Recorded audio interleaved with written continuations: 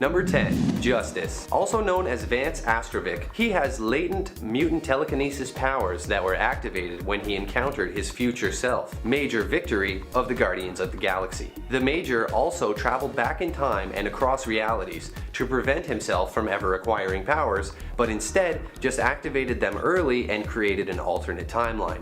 Man, talk about being your own worst enemy. He accidentally killed his father and went to prison, and during this time learned to respect the law, even helping the guards during an uprising. When he was released, he had a new outlook on life and named himself Justice, becoming a hero. He has been a member of the New Warriors and later the Avengers, discovering a new way to defeat Ultron and helping them defeat him. His main power is his telekinesis, although he was once a fighter in the UCWF, Unlimited Class Wrestling Federation, where he was known as Manglin' John Mahoney. Hey guys, if you like these videos and you want to see more, be sure to take a second and hit that like button. Number 9. Black Knight. Dane Whitman is actually the third character to bear the Black Knight name, and he first appeared in the Avengers number 47 in 1967. Nephew to the original Black Knight, he inherited a mystical sword that carried a curse and fought to restore honor to the Black Knight name. He uses a winged horse named Aragorn as his mount, and as an Avenger, helped the team take on Kang the Conqueror. An excellent swordsman with magic senses, he has been a member of many other teams, including the Heroes for Hire and the Ultra Force. He had a 4-issue miniseries in 1990 and was the main character of his own series that was cancelled after a short time. If Black Knight is an Avenger that you have heard of, then good news for you, he'll be appearing in the upcoming Marvel film Eternals in 2021, played by Kit Harington. If you've seen Game of Thrones, then I'm sure you'll agree he's a great choice. Can't wait to see Jon Snow in the MCU. Number 8. Two Gun Kid. In 1948, Marvel released their first ever Western comic book, Two Gun Kid. An expert gunslinger, wrongly accused of murder, he spends his life on the run, but does good everywhere he goes. Just him, his 2 6-guns, and his trusty guitar. Marvel had great success with this and went on to create a whole slew of Western-themed comics, but I'll bet the kid never thought he would one day be riding alongside men in tights as a member of the Avengers. The kid met the Avengers when they went up against the time-traveling villain Kang in 1870 and got along really well with Hawkeye, so he just joins up and helps them take on Kang. Afterwards, he returns to the 20th century with the Avengers. In the modern era, he works alongside She-Hulk, hoping to become her colleague since she works at a law firm, but quickly realizes he'll never be able to catch up on all the new laws and instead becomes a bounty hunter. He rides around in an awesome jet cycle named Lightning, which he uses to fly around the city. Number 7. HELLCAT. Real name Patricia Walker. You might recognize her from Marvel's Netflix shows where she's guest starred, but did you know she was also once an Avenger? HELLCAT joined up with the Avengers in 1976, but actually had her own teen romantic comedy series before this called Miss America Magazine in 1944. Similar to Two Gun Kid, this is a popular character that sort of slowly evolved into a superhero. She appears again in 1977 in The Defenders, where she meets the son of Satan, and the two later become married, a husband and wife occult investigation team. She is a well-trained martial artist and gymnast, with wrist-mounted claws and grappling hooks. Surprisingly, she has appeared in 5 different Marvel video games, including LEGO Avengers. Number 6. Moondragon. Heather Douglas was a young girl driving through the desert with her parents when Thanos' spaceship landed on Earth. Not wanting witnesses, he blew up their car, but Heather was thrown from the vehicle and survived. Her father's corpse is later reanimated to create Drax the Destroyer. Thanos' father, Mentor, found her and took her to his homeworld Titan, where she studied the Titan's ways and unlocked her latent psychic potential. However, she becomes influenced by the Dragon of the Moon,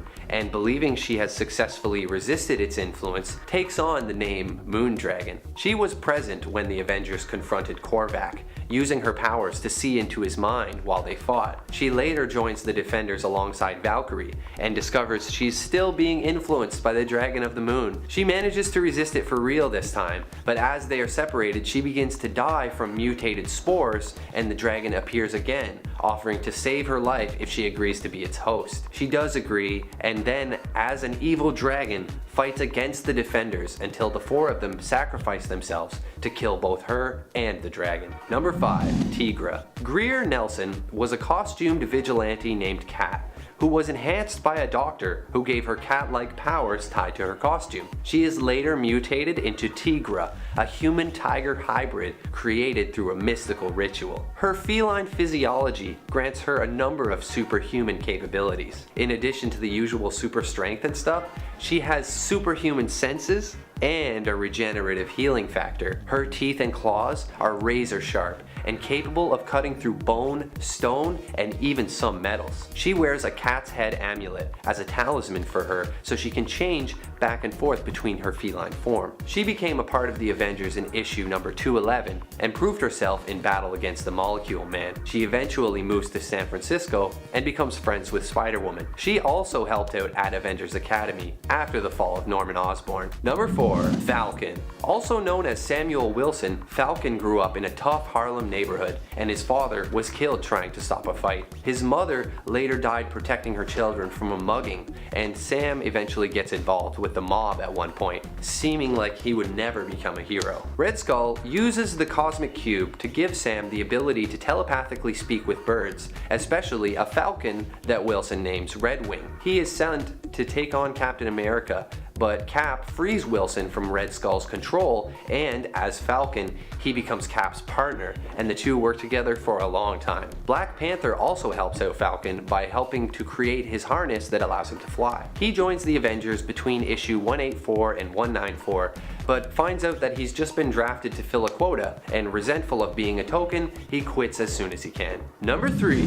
Firebird. First appearing in Incredible Hulk number 265 in 1981, Bonita Juarez was walking across the desert of New Mexico when a huge ball of fire crashed down into the sand just 10 feet from where she stood. Bathed in extraterrestrial radiation, she later discovers she received fire-based superpowers. She believed the fireball was a manifestation of the American Indian legend of the Firebird, and so makes herself a costume and decides to become a hero with the name Firebird. She helped out the West Coast Avengers in a battle against Master Pandemonium, and later was recruited onto the Avengers during a spiritual journey during which she was going by the name La Espirita.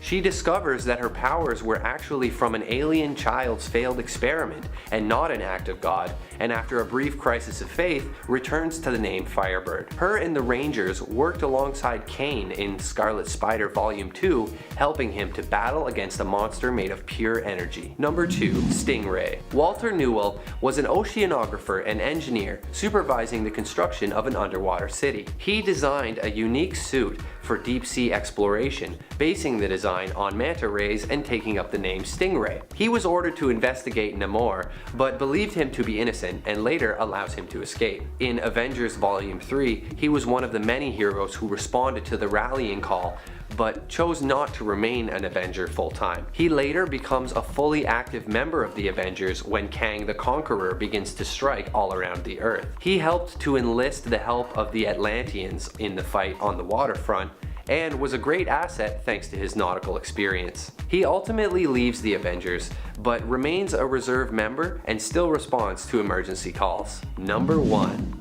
Demolition Man. Similar to Justice, D-Man was also once a wrestler in the Unlimited Class Wrestling Federation. Born Dennis Dunphy, he was raised in Detroit and idolized superheroes as a boy. A college football player, hoping to one day be drafted, he accepts an offer from the power broker, hoping he'll get the power he needs to become a professional football player. Unfortunately, he winds up too powerful to safely compete with normal athletes, so the power broker sets him up as a wrestler. After Captain America takes an interest in the power broker, Dennis allies with him. Later, he joins the Avengers informally. He designed and built his own costume, based on Wolverine and Daredevil suits, and he nearly dies in a plane crash, joins the US Army, and at one point joins Wonder Man's Revengers, dedicated to dismantling the Avengers. He even becomes bonded with a symbiote at one point, and is later turned into a vampire to save his life after he becomes mortally wounded. At number 10, we have Sandman. Although his redemption arc is really great and has so much potential, it sort of falls flat. Basically, the Thing one day sits Sandman down and tries to turn him to the good side, And it works, with Sandman now finding his stride as a hero. He first joins the Outlaws, a team of reformed Spider-Man enemies, and is then given a membership to the Avengers. It's all going in the right direction for the former villain until he's promptly hypnotized by Wizard and turned back to the dark side. Honestly, this isn't even Sandman's fault, but his quick turn back to evil gets in the way of him being anything close to a functional member of the Avengers. I almost didn't even put him on the list just because he barely even does anything for the team after he's inducted. And even tragically after that, he even goes off to reform the Sinister Six right after leaving the Avengers Reserve, which basically erases any good he may have done during his time as an Avenger. At number 9, we have Justice, FKA Marvel Boy. Although he's known as a pretty well-respected hero, at least in his later years, Justice still doesn't do much for the Avengers during his time with them. When he first joins, he comes off as more of a fan than anything else, making some rookie mistakes right off the bat. He also finds a way to break his leg, which isn't very common for a superhero. Much of his lack of maturity in the group is due to his worship for the other members of the Avengers, so it's hard to blame him, although he does do some pretty good work in planning to take down Ultron. Later, he ends up teaching for the Avengers Academy alongside Hank Pym, Tigra, Quicksilver, and Speedball. But overall, this character's time with the Avengers is wrought with scattered accomplishments and distracting love triangle storylines that just make him a much less effective member of the team. At number 8 is Sentry, who joins the Mighty Avengers after having one foot in the door of the New Avengers for a while. This guy is a poor addition to the team simply based on issues of power imbalance and, unfortunately, his own mental health. On the power side of things, he's so powerful that he sort of drowns out the efforts of the Avengers as a team, which in many ways is a good problem to have. But on top of this, due to his mental health issues, he tends to have trouble reining in his power set and often second guesses himself. I feel badly for the Sentry, and I only put him on this list because sometimes people just aren't right for a big team. When it becomes clear that Sentry is fighting some internal battles, he is still known as the most powerful member of the team, but just needs to figure himself out first. For example, at one point, Sentry attacks Ultron at a moment when the team needed him to hold back, and sort of ruins the whole plan. Although the attack was in retaliation for Ultron seemingly killing his wife, so it's not that unexpected. It's just one of the many times that Sentry has troubles keeping his composure and taking on the responsibilities of an Avenger. He's not a bad hero, just maybe not right for the best superhero alliance ever created. At number 7, we have US Agent, or John Walker, formerly a stand-in for Captain America. His true colors show when Steve Rogers returns and Walker is renamed US Agent, which is just a bunko name if you ask me. I had to put him on the list even though he does the honorable deed of taking over as Captain America when Steve Rogers goes AWOL and becomes Nomad. He's just a little too intense on the patriotism front and brings the team down as a result. A huge part of Steve Rogers' influence on the Avengers is his ability to shelve the burden of America's unofficial but basically official superhero and keep his intentions focused on acting in favor of others. He's able to put aside his pride and work for the team, whereas Walker does the opposite. He does work for the team, but it's a big lesson in the importance of good attitude because they have the same powers, but something about John Walker's suffocating patriotism and inherent arrogance that comes with it just proves that no one could do the job like Steve could. And once again, US Agent is just such a lame name to take on, unrelated. Especially after having gone as Captain America for a time, it's just, maybe I just feel badly for him in a way. At number 6, we have Swordsman. With the biggest accolade being that he trains Hawkeye, it's hard not to squeeze this guy onto the list. Basically, Swordsman starts off as a circus performer who is known for demonstrating his mastery with bladed weaponry. He was more of a showman than a superhero realistically, and also more of a villain than a superhero if we're being honest. After losing all his money due to his gambling addiction, he decides to steal from the carnival paymaster, and when a young Hawkeye chases him, Swordsman almost kills his own apprentice. And then, fast forwarding, the way that he's eventually admitted into the Avengers is basically through fraud. He teams up with Mandarin and sends a fake message posing as Iron Man to the Avengers to allow himself into the group. And it works. Being a double agent for Mandarin, he later lures the Avengers into a bomb with the intention of blowing them up. Although he does try to dismantle it in a moment of regret, he's still dejected from the Avengers anyway. I think they just sensed he was screwing around with them. He then basically just falls back into a life of crime while picking up a drinking habit along the way. which isn't part of the reason I put him on the list. This is kind of sad. He's a very troubled character and just had some nasty intentions and tendencies. Not the most noble of the Avengers by any means. At number 5 we have Jack of Hearts. This guy is notoriously one of the worst Avengers because his most notable act as part of the team is murdering another one of the members. Although he does this while under the influence of Scarlet Witch, there's no hiding from something so brutal. I mean, the Avenger he kills is Ant-Man, who's a really important member of the team. Aside from this though, Jack of Hearts also just spends such a short time with the Avengers that even his heroic deeds are sort of weak, regardless of the tragedy. Being the 52nd member of the Avengers, he's brought on specifically to help take on Kang the Conqueror. They all team up with the Justice League and a huge battle goes down. And then promptly after this, Jack tragically decides he needs to end his own life for various reasons, taking a villain with him who had killed Ant-Man's daughter. But it's pretty ironic that the next time he makes an appearance, he blows himself up and takes Ant-Man with him. Just a messy run as an Avenger through and through. At number 4 we have Stingray. This guy isn't ever really a true member of the Avengers. He is officially, but he only seems to jump on as part of the group when they need him, like when they need access to his underwater hydro base or when an inverted Doctor Doom brings him on to rescue civilians from a river. He's sort of their fringe friend that they use for water related issues. Could this be a case of lazy writing? Perhaps. But it seems more like he's not really a strong enough character to do much more than pop in and out of the scene when water gets involved. He also almost fights Iron Man due to a misunderstanding right when he joins the team and even campaigns to have him removed from the Avengers, which is just an awful way to start. At number 3 is STARFOX. This guy is just a bad hero. He's not even really a hero. His powers are extremely problematic in that he can basically gain the love of a woman on command. But it's not really love because it's artificial and it only lasts for so long. So when he uses his powers, these women often wake up not knowing where they are or what they've done, which is naturally a pretty deplorable thing to inflict on a person with your powers.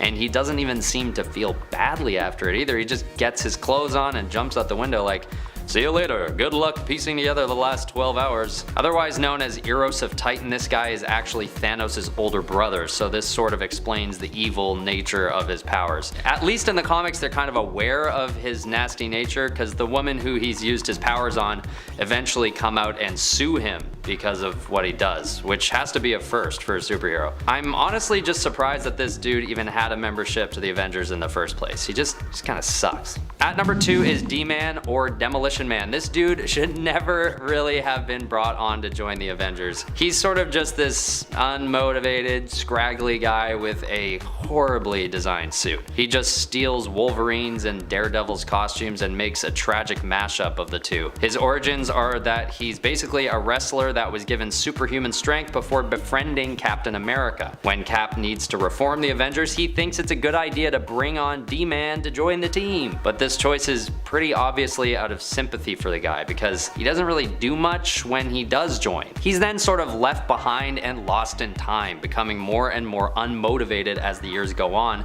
eventually living in homelessness before becoming a sort of villain. Not the best track record for even an alum of the Avengers. But I can't totally rag on him. The Avengers have insanely high standards and some people just want to hang out and eat sub sandwiches. So that's D-Man. The number 1 spot on this list goes to Dr. Druid. Having been trained under the same mentor who trained Doctor Strange, you'd think this guy would have gone on to be a great member of the Avengers. Well, at first he wasn't actually known as such a bad hero by his own right, but after joining the team, it becomes pretty obvious that he wasn't destined for greatness. His attitude is arrogant, he carries a lot of insecurity about living in Strange's shadow for so long, and he also has a big weakness to the charm of women, proving him to have a pretty low emotional intelligence. And this is a pretty major fault when you're supposed to be an Avenger because you need to be able to have a strong character regardless of whatever your power set is. This also tends to lead him to be a subordinate to women in positions of power like Captain Marvel, who he continually undermines until his disloyalty leads to her being seriously injured in battle. He then tries to convince everyone to name him the successor as the new chairman. This guy, Dr. Druid, was just kind of a weak-minded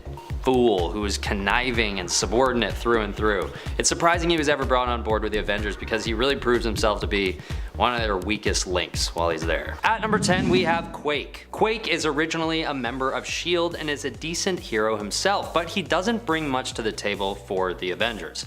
One of her most notable contributions to the team is helping them take down the Phoenix Force, which is sort of a team effort more than anything. And her biggest task even in that battle is when she interrogates the X-Men. The main issue is that often Daisy Johnson, aka Quake, is better as a spy and a police agent than as a hero.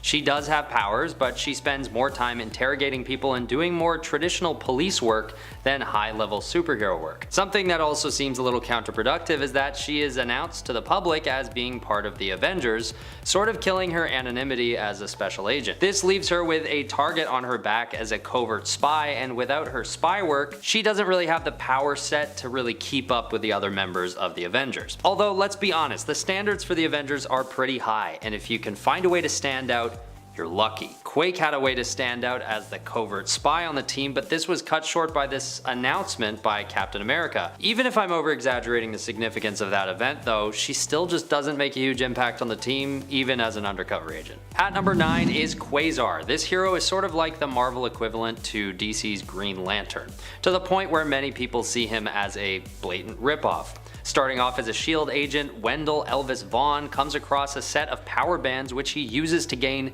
superpowers and become designated as the protector of the universe. Where this character falls flat is simply in the way that he seems to waste his potential. His powers allow him to traverse the cosmos and extend the bandwidth of the Avengers into an intergalactic context. Although Thor does that a little bit, he could definitely have helped. But he doesn't really take advantage of these supreme abilities as much as he could. I mean, he's the protector of the universe. You'd think that his story would break some more ground and offer the Avengers a more exciting addition to their already enormous bandwidth of power, but he doesn't. These days, the Guardians of the Galaxy seem to be filling the Avengers' quotas for cosmic exploration and protection, which leaves Quasar feeling a little irrelevant. Maybe not a bad hero on his own, but he's criminally underdeveloped and a little bland considering the extent of his powers. At number 8 is Mantis. Mantis is also very powerful, but she doesn't really do much for the Avengers while she's part of the team. After officially joining the West Coast Avengers, she helps them take down Voice, which is basically the extent of her work with them before that version of her is killed. And what seems to be a theme with Mantis is getting other teams of superheroes to help her complete her own personal quests, like the time when she gets the West Coast Avengers to help get to the bottom of her issues during the Fragmented Mind storyline, or another time when she gets the Fantastic Four to help her figure out some other personal issues. She does some pretty heavy lifting in the Thanos War storyline, actually facing him one-on-one, ending up in a tie, but she's not officially an Avenger at that point. She also seems to stir up a lot of drama within the Avengers, getting caught in a bit of a love triangle with Swordsman and Vision. She's definitely not the worst of the Avengers, but she doesn't do much to help them during her short time with the membership. Besides, it's the West Coast Avengers. They're not really the most powerful or impactful iteration of the team either way. Don't kill me in the comments if you disagree, it's just what I'm gauging from the online conversation. At number 7 we have Ex Nihilo and Abyss. This pair of strange aliens actually join the Avengers at one point, and it's a really strange addition to the team to say the least. Since they joined at the same time during the Infinity storyline, I figured I'd put them in the same entry here. These two aliens have so much power that where they really fail to make an impact is by not exploring these powers very much. This seems to be a theme in this second part, just heroes who have tons of power that they're never given the chance to use for whatever reasons. It also seems that these two extraterrestrials have their own cosmic destinies already planned out for them, and neither have much to do with the Avengers or any of their goals. My best guess is that writers included them in a moment when it made sense, but then after a while realized that they were too overpowered or not grounded enough as characters to serve the Avengers properly. Because looking back on them now, it's pretty apparent to fans online that they were never really fitting for the Avengers in the first place. At number 6 we have Red Hulk. Another sort of pointless copy of an already established Avenger. Red Hulk just doesn't bring anything new to the table when he joins, and his attitude is just sort of unlikable at times. I know the Hulk isn't really known for his attitude either, but there's something about General Thaddeus Ross that doesn't really sit right. He's sort of like a stuck-up army general who doesn't know how to turn off his critical edge and be a team player. Well, actually it's not sort of like that, he's just like that. That's exactly what he is. Although when he turns into the Hulk, he does keep his rational thinking mind, which gives him a slight edge over the Hulk, who basically has a one-track mind to destroy everything in his path. But as good as this sounds, it sort of acts as a lesson to the Avengers, in that even though the Hulk can be a lot at times, having a rational tactical mind inside the beast can also cause problems, because in the case of General Thaddeus Ross, his tactical mind isn't the most cooperative or friendly when getting things done, and he just seems to put everyone off with his approach to collaboration. But he's still pretty strong, so we can't get too carried away here. After all, attitude isn't the only thing that should be considered when ranking the Avengers. But even then, when looking at his abilities, he's not much of a standout member of the team either. No matter which way you look at it, he's still just a different colored Hulk.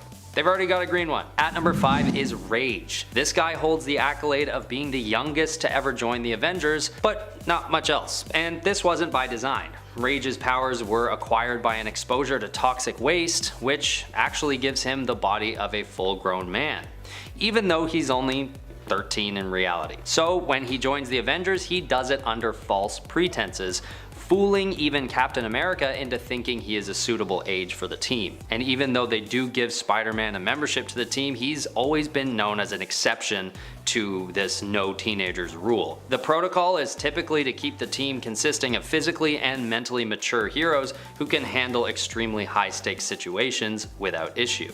And unfortunately, Rage's failure to do that is what makes him one of the worst Avengers. He just shows a pretty immature disposition, and it sort of overshadows his abilities as a hero. And failing to hide this immaturity, he also finds himself on the outs of the Avengers a bit earlier than he may have hoped. Not in the most gracious fashion either. Captain America basically catches on and fires him off the team once he realizes that somewhere deep down, he's just a mere middle schooler. At number 4, we have Deathcry. This character has a very short run with the Avengers and doesn't really make a mark on the team in any significant way. What puts her so high on the list is that she actually forces her way onto the Avengers in a way that infuriates the other team members.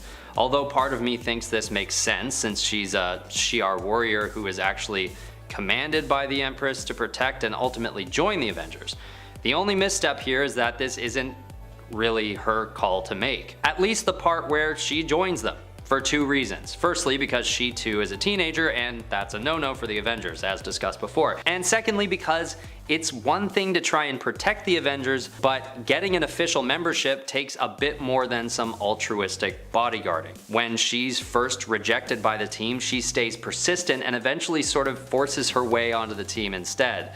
But this doesn't last long, as she's incinerated by Captain Universe, who doesn't even really mean to kill her in the first place. It's sort of her fault, realistically. She comes at him in one of her trademark berserker rages just because he takes a kill that she wanted for herself. So in self-defense, he raises a big ball of energy and she kind of just flies into it and just explodes. Not the most gracious ending to an Avengers member, capping off an equally ungracious lifespan. At number 3 is Thunderstrike, another knockoff character, except this guy is a knockoff of Thor, who just doesn't find his footing with the Avengers. This is probably because of how similar he is to the already extremely popular hero when he's introduced in the late 80s.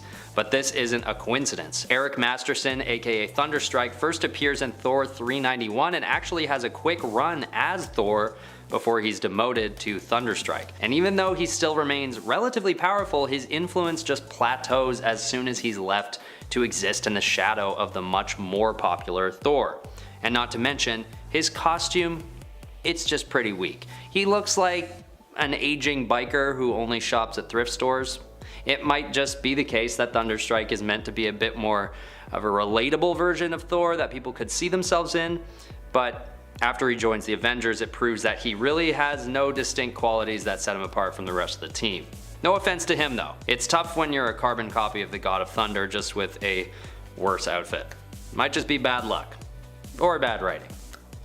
More likely the second one. At number 2 is Gilgamesh, or the Forgotten One, and the second name is fitting because he really just doesn't do anything of substance for the team. He joins in issue number 300 of Avengers when the team is in the process of reforming. So I'm gonna chalk this up to a misstep in the writing process. My theory is that the writers thought that Gilgamesh would be a little bit more popular than he turns out to be, although I don't know how that would be possible as well considering his costume, which, just like the previous entry, it's quite understandably known as one of the more boring and downright ugly costumes out of anyone on the Avengers. But besides that, his attitude is also known to be pretty arrogant and a little too proud.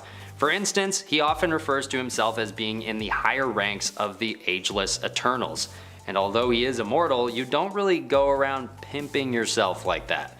He has a lot of potential as a superhero for the team, but that's all the more reason that Avengers fans have been disappointed in his weak and somewhat unlikable influence on the team. Finally, at number 1, we have Triathlon, aka 3D Man. I was sad to have to do 3D Man dirty and put him at number 1 because I actually love this character, mainly because of how silly it is that he's based on the color palette of a pair of early 2000s 3D sunglasses, and how even sillier it is that his powers really have nothing to do with 3D anything. All these setbacks are the reason why I love this character, but I knew he had to make it onto the list if we made a part 2, so here he is. And apparently a lot of people online agree that he's one of the all-time worst Avengers, so there was no better spot to honor him than at number 1. Originally joining the Secret Avengers, Captain America makes 3D Man a member of the Initiative and puts him on the Hawaii team, which is self-explanatory. It's basically a team in charge of keeping watch over issues that take place in and around the state of Hawaii. And no diss to Hawaii, but there isn't much that goes on over there in the Marvel Universe, at least during 3D Man's run. One of his more notable acts as an Avenger is when he captures Scarlet Witch during the Axis storyline and brings her to a machine, Doctor Doom, in an effort to take her abilities. But he sort of drops the ball in this moment of glory and she escapes. Look, 3D Man isn't that bad. He's just a weird superhero that just doesn't really make much sense. And the banality of his abilities sort of equate to his lack of usefulness as an Avenger at the end of the day. What can I say? Kicking off the list at number 10, Wasp. Sometimes size matters. I mean, the Incredible Hulk can eat a car and then squish another car and toss it across San Francisco. That's awesome. But sometimes size doesn't necessarily matter. Janet Van Dyne may be small, but just like Ant-Man, she packs a mean punch. She made her first debut back in Tales to Astonish issue 44, and in the early 60s, she became a founding member of the Avengers. After her soon-to-be husband, Hank Pym, genetically altered her and gave her the ability to shrink down using Pym particles. She was also given biosynthetic wings implanted in her back to help her fly around while she fires bioelectric energy stings at bad guys. Donning the nickname the Wasp, she became Ant-Man's partner, and fans are excited that the release date being announced last week, we now get Ant-Man's third movie, Ant-Man and the Wasp: Quantumania, and it hits theaters February 2022. So in the MCU, Janet is finally an Avenger post-Endgame, and in Avengers issue 1, well, she was already on the roster. Number 9, Black Knight. Dane Whitman made his comic book debut in Avengers issue 48. He inherited his uncle Garrett's castle and had no idea that his uncle was the villain, the Black Knight. He found the Ebony Blade and passed its test, becoming the new Black Knight.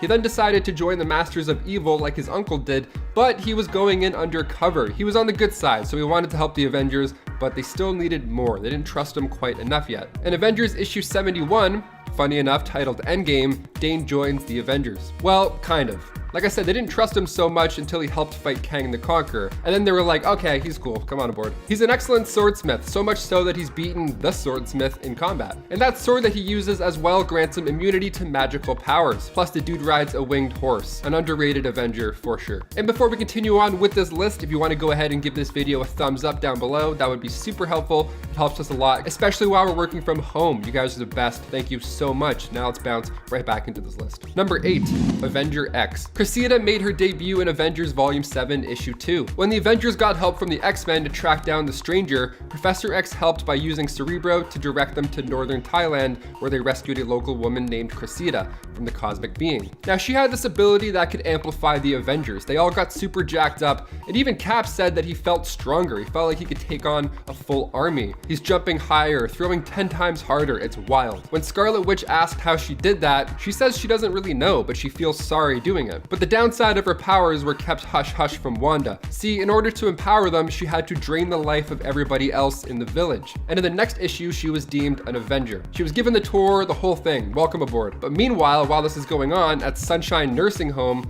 The same thing was happening to those who got the life drained from the village. Powerful team member, but maybe a little bit too dark. Number 7, Squirrel Girl. On to something a little bit more bright, let's go on to Doreen Green. She made her comic book debut in Marvel Superheroes Volume 2, Issue 8, back in the early 90s. She was born with these fantastic squirrel-like abilities, tail included. She learned she could communicate with squirrels at just age 10. Now this sounds like a fairy tale so far, but don't let the tail fool you. She packs an incredible punch. For example, in an early comic, she took on Dr. Doom. In Marvel Superheroes Issue 8, she bumps into Stark, gives him a run for his money in order to prove how powerful she is, and then she shows Tony her power. She jumps, she hops, she climbs all around. It's pretty impressive. Squirrels start coming in from everywhere, and then all of a sudden they're commanded to jump onto Tony. And then Dr. Doom came and interrupted the whole thing. He jammed Stark's electronics, and in order to save Tony, she sent that horde of squirrels onto the Doom ship. It was amazing. And then voila, Stark is free thanks to the insane squirrel posse. Then the squirrels get down to Doom, and then he leaves. He taps out. He's like, I don't want anything to do with this. This is way too much for me. Guy straight up ran away. Doreen later joined the US Avengers on their 2017 run. Number 6, Sandman. Believe it or not, Sandman was once an Avenger. William Baker made his comic book debut in 1963 with The Amazing Spider-Man issue 4. And yeah, sure, most of the time the Sandman is considered a villain,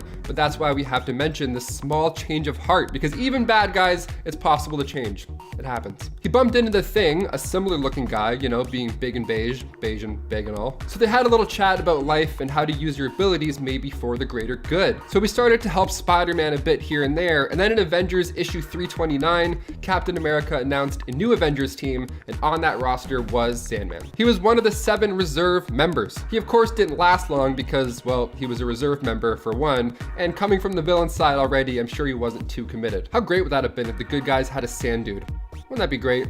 We could use the sand guy. Number 5, triathlon / 3D man. Okay, 3D man / triathlon, aka Delroy Garrett Jr. He joined the team in Avengers Volume 3, Issue 27. He showed up and just whooped everybody's ass. It was great. The team basically had to hire him on the spot. They had no choice. But before this, he grew up running, hence his name Triathlon. He competed in the Olympic Games and he was crushing it. That was until he tested positive for steroids. And then he got his 3 medals taken away from him. So he turned to religion, to the triune understanding, and the group's founder, Jonathan Tremont, had found a fragment of a mysterious object and used it to give Garrett the powers of 3D man, the 3D man himself. Look out. I would see a 3D man movie in 3D. God, what a ride that would be. You just don't put on the glasses and you don't see half the movie. You're like, oh, I get it. It's cool. It's cool. Number 4, US agent. Okay, spoilers coming in hot for Falcon and the Winter Soldier. If you haven't watched it yet, pause this video, watch the entire series, and then come back and click play. It's easy. John Walker is known for being the hothead that replaces Captain America in the show and in the comics. He went as far as injecting super soldier serum into his own body, but he didn't become Steve Rogers. Instead, he killed a guy with the Captain America shield. It's kind of brutal. And by the time the show ends, the shield is back in the hands of Captain America, Sam Wilson, and Walker becomes US agent, officially. The suit's black, so it's, you know, official and all. And in the comics, he eventually joined the ranks of the West Coast Avengers, and it feels like this is where the Avengers are going in the MCU currently. Because in the comics, when Hawkeye moved to the West Coast and set up an Avengers team there, the government wanted to put somebody official, kind of out of the superhero loop, in there just to make sure things are going smoothly. Now at this time, the Vision was also a bit of a problem, so that move made sense. So they sent in US agent. Now with Vision being white in the MCU, I feel like they're kind of heading there. This is getting good.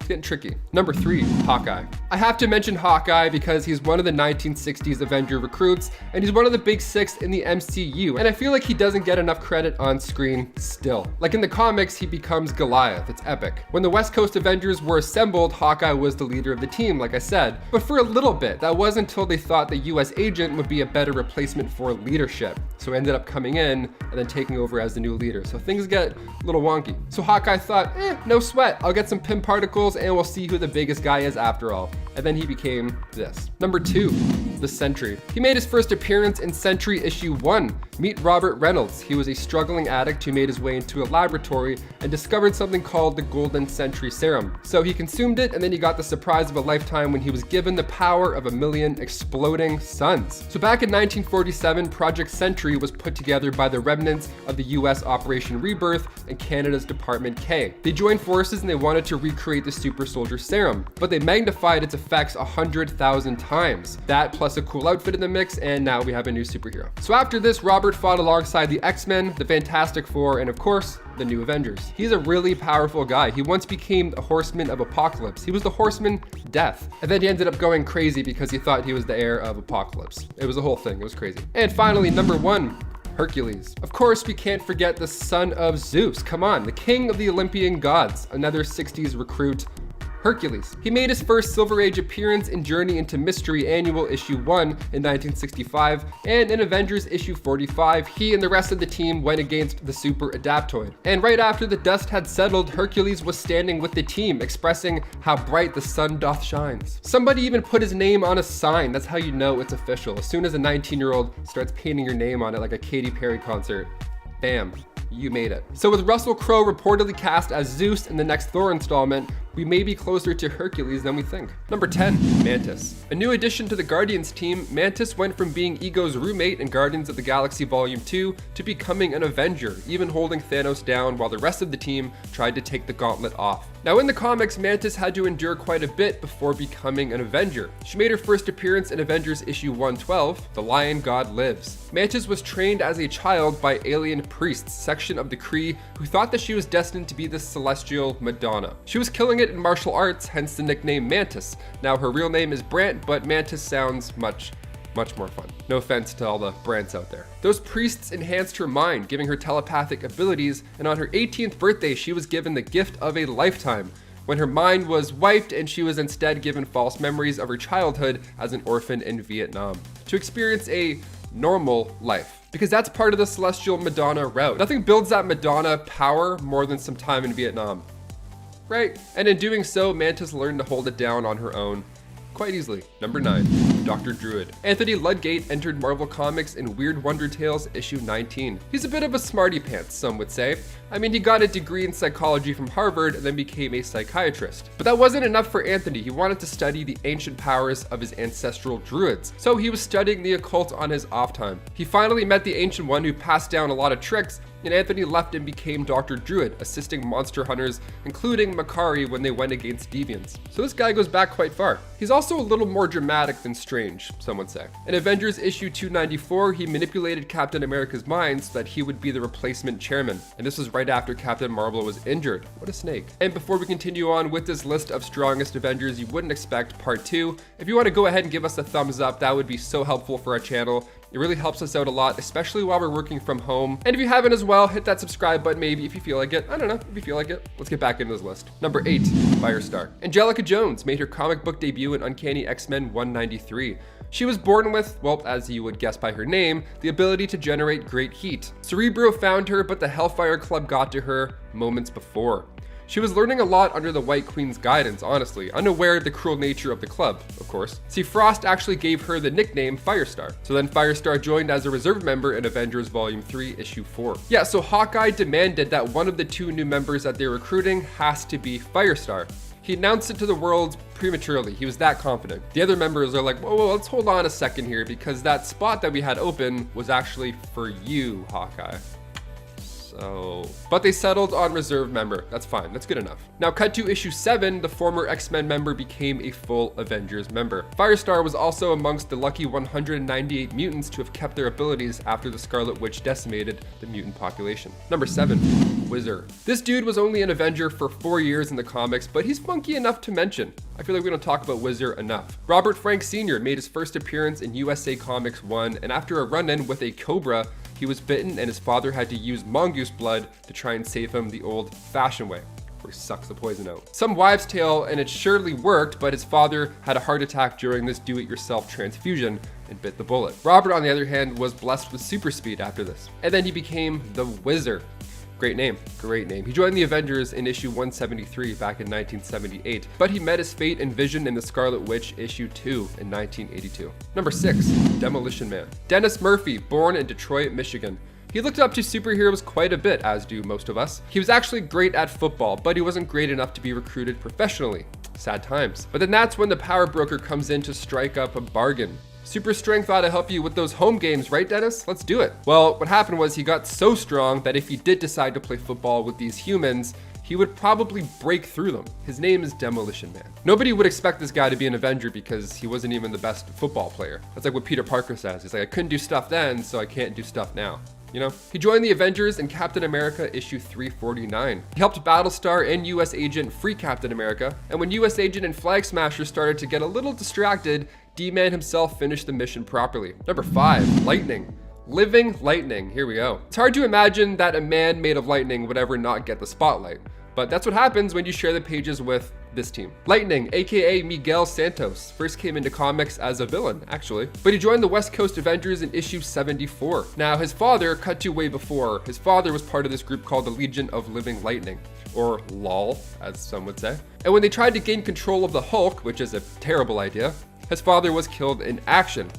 Again, terrible idea, don't fight the Hulk. So Miguel wanted to learn more of his father in the Legion, so he broke into the Legion's headquarters, and while he was snooping around, one of the machines turned on, and he turned into a living energy. Now, he almost joined the Great Lakes Avengers at one point, but only because he thought GLA meant Gay Lesbian Alliance. I don't think Great Lakes are as exciting, but you never know. We have one over here, it's Lake Ontario. It's way too cold and smelly. No.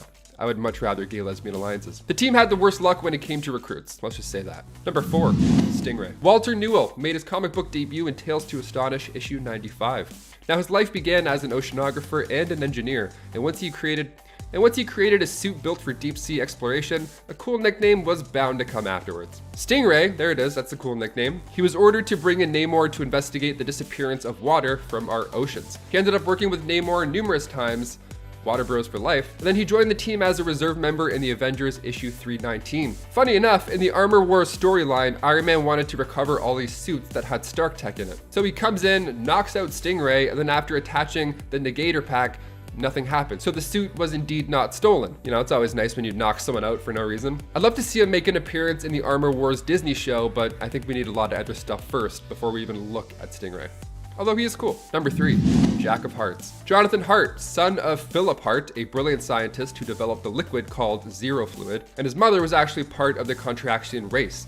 Now, the alien woman was also a scientist sent to discover this energy source to help their dying Contraxian son. Now, the alien lady heard about Philip Hart's experiments, so they met, got married, and then out came Jack. And then later on, when Jack was a teenager, his father had completed the Zero Fluid, but was sadly killed by the agents of a criminal corporation who wanted the fluid for themselves to market it. Classic bad guy stuff. Give us your fluids, let's fight. So when Jack hid in his father's lab, he was covered in said Zero Fluid, and then he started to glow and change and become more powerful, becoming the Jack of Hearts. Energy was just oozing out of his body. He handled his father's killers easily after that. He then joined the Avengers in Volume 3, Issue 43. Number 2, not one, but 2 guns. He's got 2 guns, the 2-gun kid. Let's talk about him. Of course, we can't forget this rootin' tootin' Avenger. Look out, gang, here he comes. Matt Hawk joined the team in Avengers 142. This guy's fun. Now, the cover alone, let's talk about this. The Avengers versus the wild Western heroes of all. Let's go, I'm gonna read this right now. He was a Harvard-educated Boston lawyer who settled in 1870s Tombstone, Texas, after the Civil War. Like the Civil War, not Civil War, like the Civil War. You get it? I don't really have to pitch what his life was pre-Avengers. I mean, there's horses, there's shooting, there's lots of nice boots. One day he saved the life of this elderly man. He was getting picked on by a rootin' tootin' gang. But this man just happened to be legendary gunslinger Ben Dancer.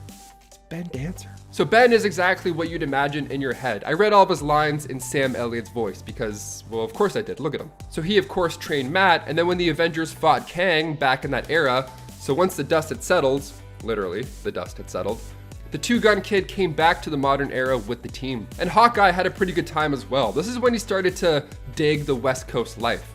He wanted to leave the Avengers because being a bow and arrow man made more sense to be out there than Manhattan. I have to agree. And finally, number 1, we can't forget about him, the Forgotten One. Gilgamesh made his first appearance in Eternals issue 13. He was born before the Ice Age, and in 3000 BC, the Eternal became Gilgamesh, king of Uruk in Sumeria. In ancient times, he would wander the earth battling tyrants and taking down beasts. He would fight alongside Hercules, and he even took down the demon dragon Zeus. He fought for the Roman Empire as a centurion, just taking out tribes left and right, and then he joined the Avengers in issue 300. And currently, he works alongside Hercules and the gods of war. Now, I feel like we're gonna see this guy soon in the MCU. I mean, the Eternals movie, Thor, Love and Thunder, bringing in some gods. The forgotten one, no more, I have a feeling. Number 10, Deadpool. If you talk to Wade, he'd consider himself a member, or at the very least former member, of the X-Men. He'd be wrong, but that's how he would likely see it, so for that I'm gonna count him. And there was a time, however, when he did at least appear to hold a probationary status with them, when Cyclops thought it might be better to keep a closer eye on Wilson, who wanted to join up at the time, rather than let him besmirch the name of mutants everywhere with his unchecked actions. That of course didn't last very long, but he has also been a member of the mutant team X-Force. When it comes to joining the Avengers, he's been on a few different Avengers teams. One of his most recent appearances was when he joined Carol Danvers' Captain Marvel's War Avengers in War of the Realms. He's also been a member of Steve Rogers' Captain America's all-new, all-different Avengers, and I don't really know how much more Avengery it gets than serving under Captain America. Avengery, is that a word? It's not, but it is now. Number 9, Kid Omega.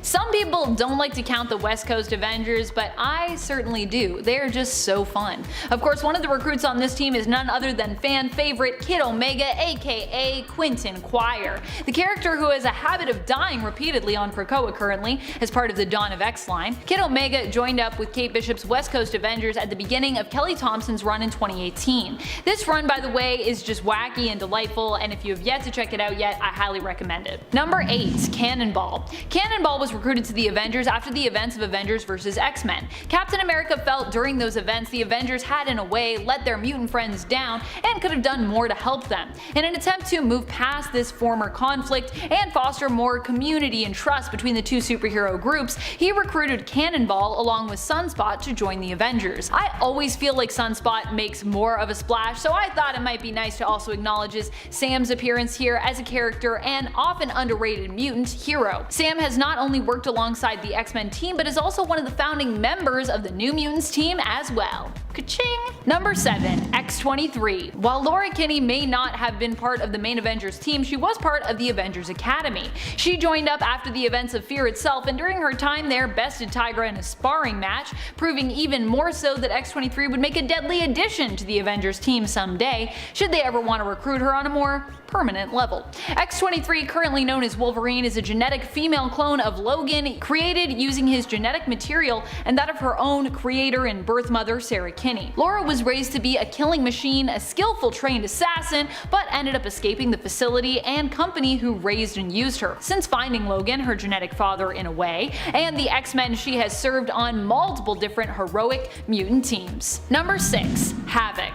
Havoc was one of the members of the Uncanny Avengers, composed of a weird mishmash of characters, mutants and non-mutants alike, who initially united to take down the superpowered Red Skull, now armed with the mind of Charles Xavier. Havoc joined the team in the first issue of the series, despite being a conflicting character when it came to his usually unstable alignment. Havoc has been on both sides of the spectrum, being a hero at times and a villain at others, and sometimes he just gets lost in between the two labels, like he appears to be currently in the comics, on the brink of almost losing his sanity. Poor Havoc. Honestly, so much terrible things have happened to Alex, and I just feel really bad for him. His time starting out with the X-Men was also initially pretty traumatic during the time he spent avoiding joining Xavier's school or team. However, eventually he did end up acquiescing and joining them, happy there for a time before Madeline Pryor came around and, well, corrupted him. Number 5, Magneto. For those who think Magneto is just an evil mutant who is born enemy to the X-Men, he has also spent quite a bit of time working alongside them as well. Most notably, Magneto was actually a leader of the New Mutants team while working alongside the X-Men. Despite the fact that he and Charles haven't always seen eye to eye, even Professor X knows that Eric can be a powerful ally. So, how did he make his way onto the Avengers? Well, this of course happened during the Axis event. After many major heroes had their alignments inverted, Magneto was one of the superpowered now heroes to be recruited into that temporary, technically non-official Avengers team. Number 4, Rogue.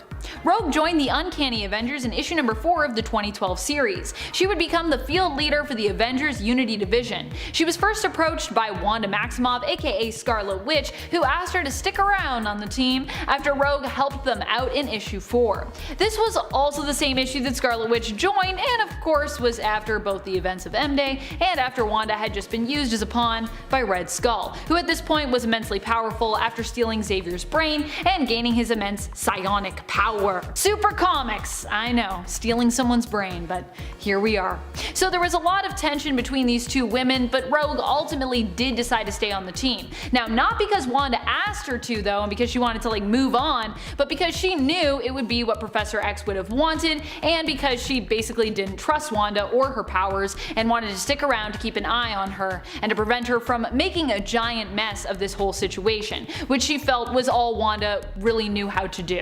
Ouch. Poor Wanda. She can never catch a break. Number 3. Storm. Storm actually joined up after my number 2 was on the team. We'll talk about them in a minute, no spoilers, but see if you can guess, based on this timing, who is going to be next. Storm ended up joining during Bendis' run on Avengers in 2012 in issue 19 on that run. She was actually recommended to the team when Captain America attempted to re-recruit Black Panther. Now Black Panther said he just wasn't interested at the time, he just wasn't feeling it, and when Cap explained his reason for needing Black Panther as wanting friendly faces, T'Challa told him that what he thought the team needed actually was just more firepower. What Cap needed in his opinion was his wife, Storm. And so Storm answered the call, ended up joining the team for a time. She was even prominently featured on the cover for issue 21. I love this cover, it's just so cool. I think Storm should be on every team. Storm should lead every team, that's what I think. Number 2. Wolverine. Wolverine has been part of both the main Avengers team and the Avengers Unity Division,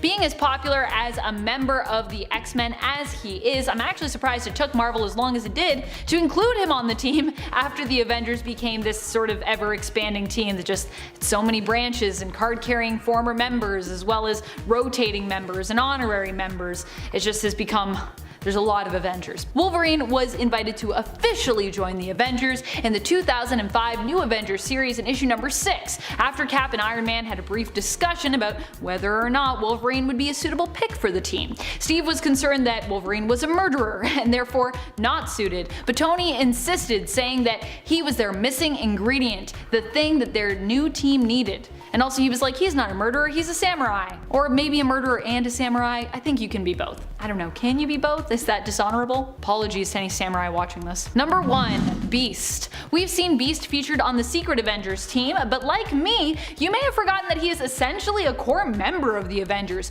first becoming a probationary member in the Avengers Volume 1 in issue 137, and then gaining full membership in issue 151. Beast was likely the first X-Men member to become a full member of the main team, and although I tend to forget about it because he goes just so far back, he's essentially a core member, or he was a core member for quite a while. If you're wondering how exactly Beast ended up on the Avengers team when the X-Men and Hank's ties to them are so prominent, it was actually just some good timing in terms of what was going on in the comics. X-Men's original run actually ended in 1970 due to the series being cancelled. X-Men would return, but not until the mid-70s. Issue 137 of the Avengers, featuring Beast as a new member on probation, came out in July of 1975. For Hank, this was just after he'd been transformed into the big, bouncing blue beast that we have come to love today. X-Men returned a few months later in August, with Chris Claremont starting his run in issue 94 of X-Men.